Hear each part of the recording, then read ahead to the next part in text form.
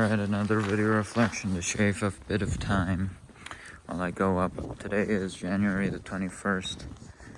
Jeez, like 9 days before KFG. So, I actually feel really good right now, but I felt absolutely horrible like 2 hours ago. But I feel great right now. So the reason I feel great right now is because I finished making a coin drop, coin dropping servo claw. It's actually been really long since I was working with servos and gears, especially 3D printed gears. And it's actually the first time I'm working with 3D printed gears because I didn't trust them enough to use them. But I mean, turns out they're great. And also mechanical solutions are a lot more reliable than electronic ones when it comes to small displacement and just small movement devices in general. Because I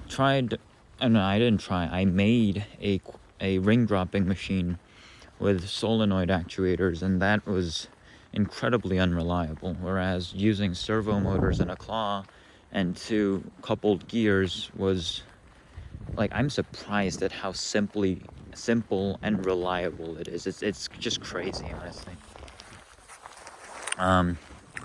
Anyway, so yeah, that was interesting. I'm gonna keep this short because I don't really have a lot to say. I also progressed quite a bit with a lot of my setup. So I'm basically done with making my entire setup. I just need to do the experiments now, track them, and analyze the data. So I'm very satisfied with that. I did some measurements today. Mostly it was about the changing normal force acting on the vehicle relative to its position. Not relative, but proportional to its position. I say proportional because, so I'm talking about number 8, which is the magnetic accelerator, meaning you have 2 magnet discs on an axle over a array of magnets positioned collectively in a wedge shape. So the idea is that because the potential energy gets lower and lower, it accelerates forward. Or from my analysis, since the force, net force is pointing towards the positive x-axis, it moves in that direction.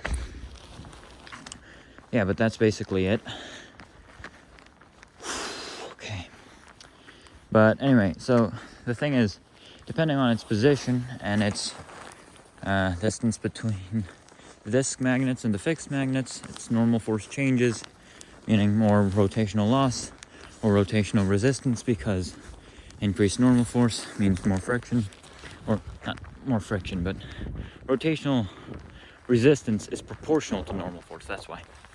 Anyway, that's the question I'm solving, the problem I'm solving, and I'm not out of breath. I'm just surprised at how absolutely freezing it is.